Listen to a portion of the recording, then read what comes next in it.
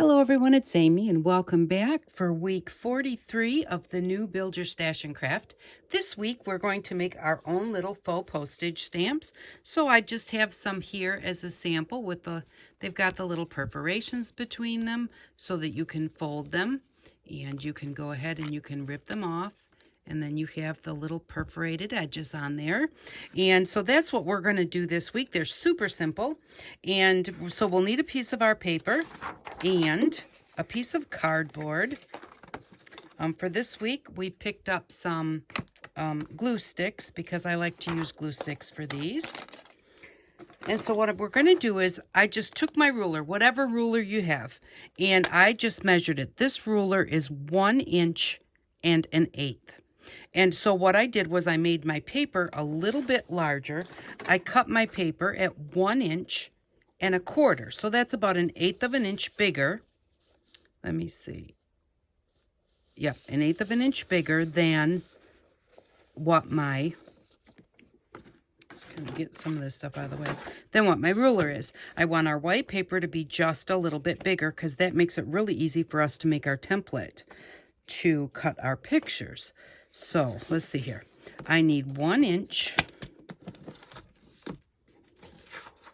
1 inch and 1/4. That's going to be a little bit bigger than, so 1 inch and 1/4.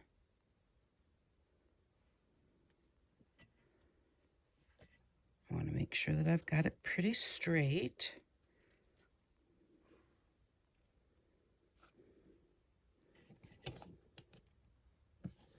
Did I move it at the top? I did a little bit.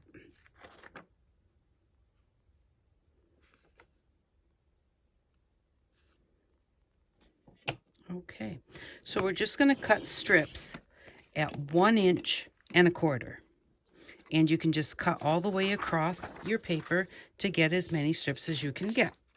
Alrighty, so now that we have our strips cut, or our strip cut, we are going to make a template to cut our pictures for our stamps. And in order to cut the template, I don't have it. Oh, maybe I do have one here. We're going to need one of our X-Acto knives. I do have one here. Okay, so what we're going to do is we're going to want a piece of cardboard, and I like to use the very straight edge on the cardboard, and then I just take my ruler, line it up with that straight edge, just so that we can make sure that our square is square, and then just draw a line. Then, whoops, that one didn't draw.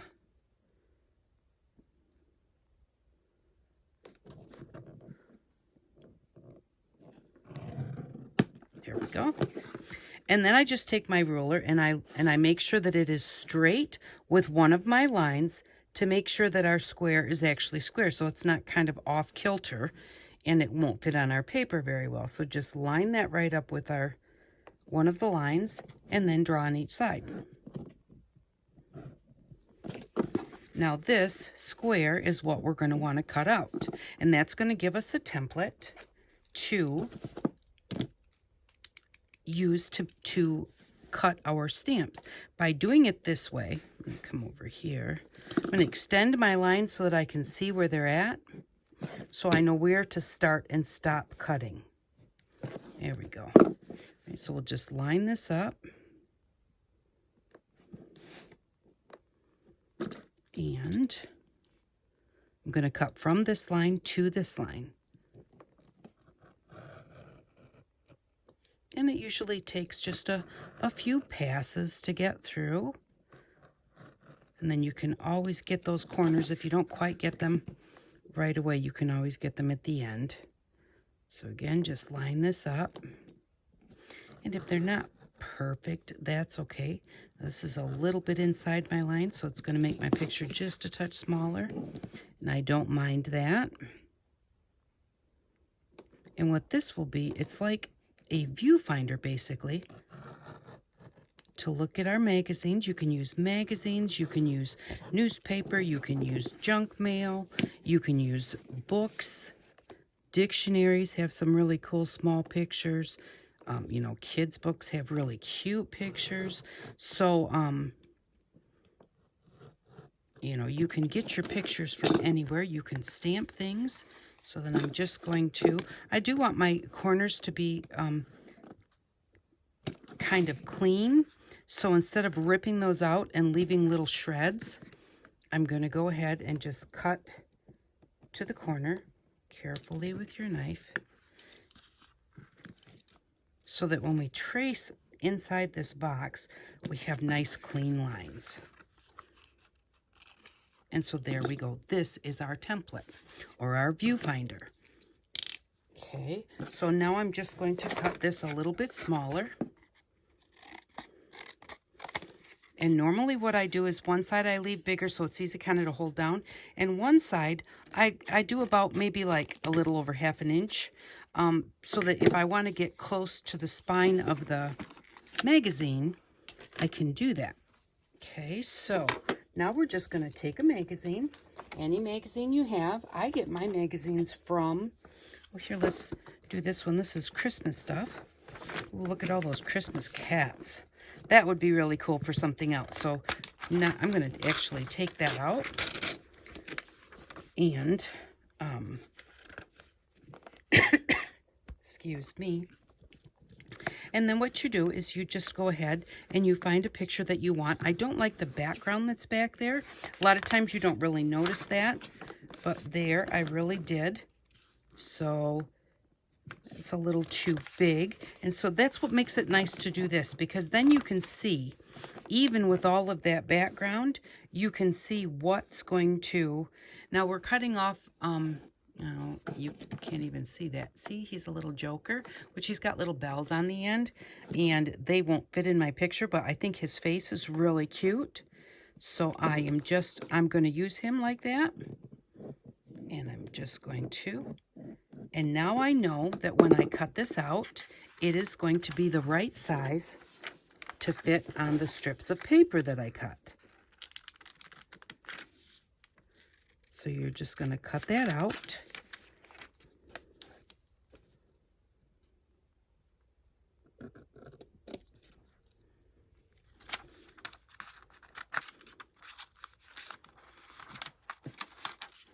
Right on your lines, or just inside your lines, either way. We don't want the lines to show, so we don't want to go outside our lines. That was an extra piece. Now we have this little doll. Meh, she's not very cute, really. That one's a little too big, so it doesn't fit enough into my box.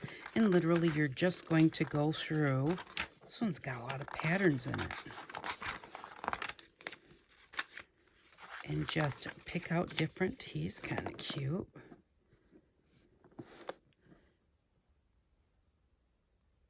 And I can fit him. Ooh, I like him better. And because they're both kind of like cross stitch, I only want to do one of them. So I'm going to take this one. Whoops.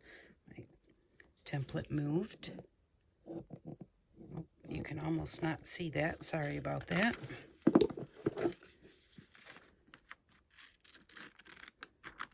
And then you can just cut out as many as will fit on your strip of paper. You can just do them one at a time and glue them on your paper, or get a whole bunch of them cut and then put them on. And this also works if you have like those paper rolls of paper, like for cash registers or whatever. I do them on there a lot, and all I do is I just make my square just a little bit smaller than the width of that paper.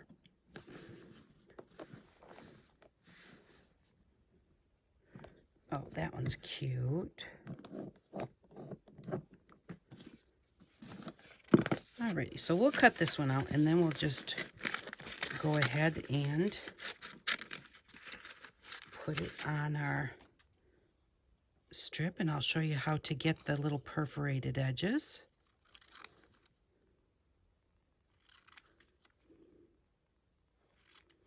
There we go.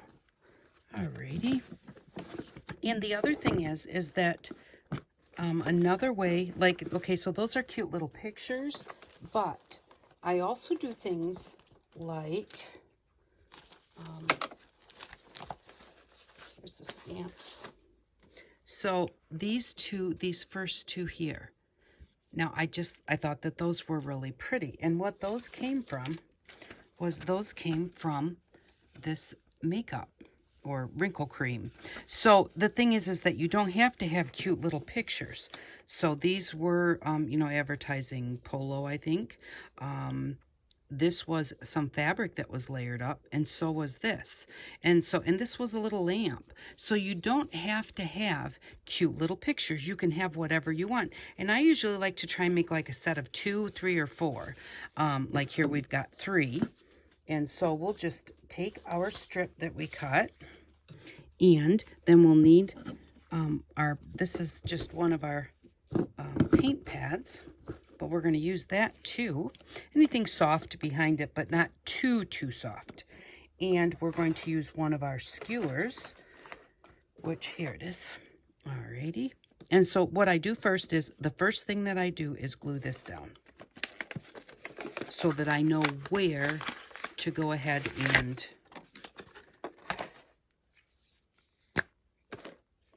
I know where to put my line of punches. I'm just going to use this piece. Well, this glue is a little bit dry. Let's get it going.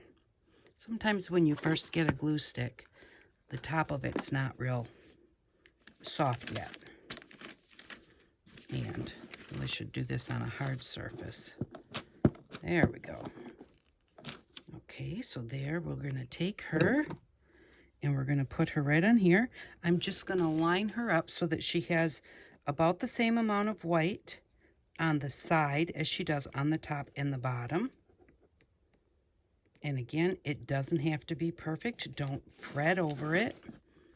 Just put her on there. Now what I do is, before I put the next one on, I take my skewer and my ruler, which, here it is. And I'm going to turn this where I like to do it this way. Alrighty, so what I'm going to do now is I'm going to line my ruler up so that it's got about the same amount of space as these other edges. And then, and sometimes I'll actually use my ruler with the little tick marks on it, you know, the measurement marks, and I'll go ahead and decide, like, maybe I want to do it every 1/8 of an inch. So I'll just go ahead and punch it every 1/8 of an inch. Or maybe I want to do it every 1/16. You don't, you know, you want to do it fairly close together. And so there we go. Now we have our little perforations, and we will put our next one on. And this it's really, really simple, and they're so fun to make. So, you know, it's just something that is really fun. Sometimes I just sit in the evening and I cut out a bunch of my little squares, and then later on when I come in the art room, I'll put them on my paper, or sometimes I'll just have the whole thing right there at my chair, and I'll just make them all the way, because you don't need much, and it's very simple. I'm going to line this one up approximately the same distance from that punch line as is from this one to this one. Now, the other thing is that the reason that I do the punch line between them is because if I try and put this one on here,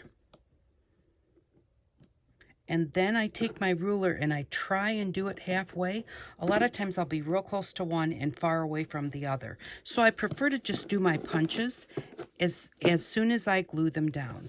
And I like to see,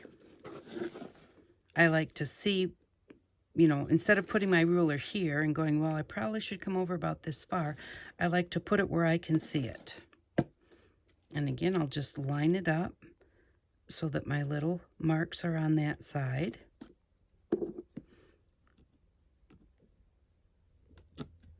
And then just do it every 1/8 of an inch.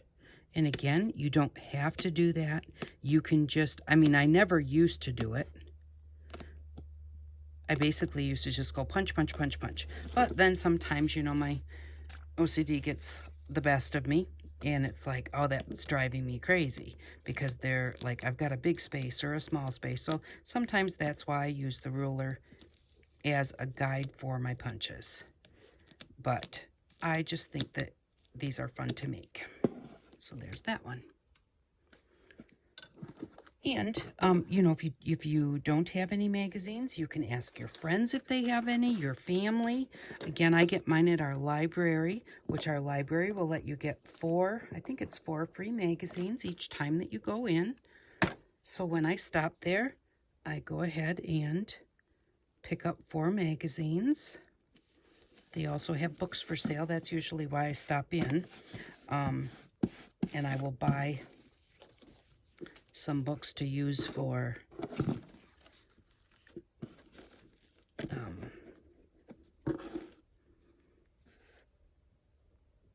my crafting. So, and usually they're pretty tattered, and I look at it this way. If they're going to wind up going in the garbage, I would really prefer to buy them and cut them out and put them in my journals or put them on an ATC or something like that. Use them as ephemera rather than just letting them go to the landfill and totally go to waste. I may not be using the whole thing, but at least I am using parts of it. And so there we go. And that is just how simple it is to make your own stamps. And again, like I said, if you have those paper rolls, like from cash registers, I get them at different secondhand stores. A lot of times they'll have a couple of them, and usually they're fairly cheap, and I'll buy them. And then if it's 2 inches thick, then I just make a square that's a little bit smaller than 2 inches so that my pictures will fit on there just like that. So however wide your paper is, that's where you need to make your square a little bit smaller than the width of your paper. This makes no difference because you're going to put your punches on there as you put your pictures on. So, and then you can also just use your fun foam to make your own little cancellation stamps, which right now, the house is totally tore up. I had to move everything in my art room to get to all of the vents so they could come clean the vents before I could turn on the heat or the air conditioning in here. So I haven't had either one all summer, but it's getting to the point where we needed the heat. And so they took everything out of my basement because we had a problem with our hot water heater and it sooted the whole basement. So they took all my stuff and then they just came back and cleaned all the vents, so now I have heat in here. But so I'm just totally a little bit out of sorts. If you follow my other series also, I haven't had a journal on a budget in a couple of weeks. So I'm hoping to be back, but you know, with life changes, you know, I've had things going on, and so sometimes they affect you one way or the other. When I lost Papa, I kind of went into a bit of a who cares depression type thing. You know, just I mean, I didn't do a lot well, and then losing my best friend, it has really made me like think about getting off my behind and getting some things done.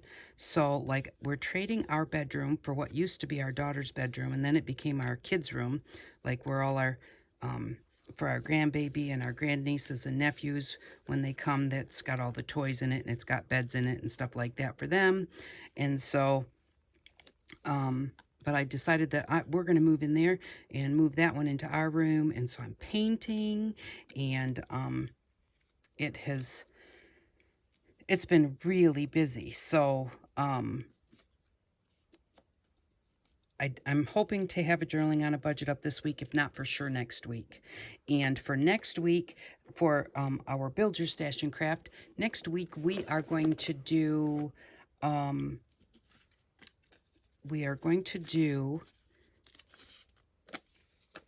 ATCs and maybe some snippets also. I was requested by one of our new subbies here on this channel to do ATCs and snippets and what do you use a snippet for and that type of thing. We all have to remember that, you know, just because we know what they are doesn't mean that everybody else does. So but that will be a good one to do for next week, because we could use these on an ATC. And you know what? I was going to try and get some stuff together to do this, to make the postage cancellation stamp right now, but I just don't even know where this stuff is. So maybe next week we'll go ahead and do the cancellation stamp so that we can cancel some of these and, you know, put the little squiggly lines or the circle or whatever, and put them on an ATC or put them on a snippet or something. So that's what we're going to do next week. And then hopefully the week after that, we'll be back to getting things done. For next week, we are going to need to pick up, I got this cardstock at Walmart, and I bought it quite a long time ago. It was $6.57 when I bought it. And I always write the prices there so I know how much it's going to be. But I looked it up because of, you know, prices going up. And it is now $8.67. So we are going to purchase this and take $8.67 off of our total. We have over $90 in reserve right now in our bank. So we have enough to put the extra couple dollars with it, or $1.25 or whatever it is. And so, but this is what we're going to get for next week. This is 110 pound and it's 150 sheets. 110 pounds, it will say cardstock because it's time for cardstock.